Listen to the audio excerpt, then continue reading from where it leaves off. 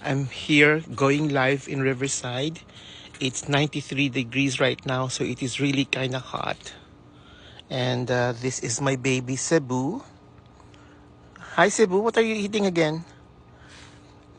I tried cleaning up my backyard here, but I stopped because I noticed that getting into the corner. See, there's a lot of like grasses here, and I know that during summer there would be a lot of crawly things on the ground, and I'm so afraid that there could be some reptiles there.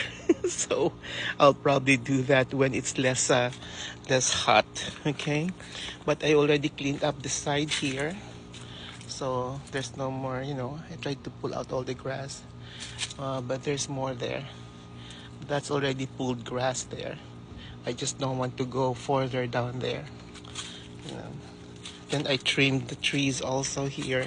This is a peach tree. Okay, and I have another peach tree here. That's barely surviving the summer heat. I have several Symbodium that I hang under the tree.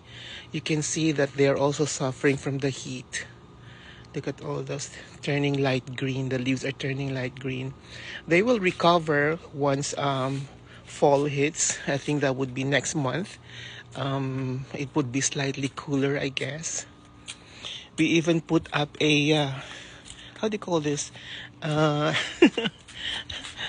a shade on the pool, on one side of the pool, so that we can still swim, because the sun is really very brutal.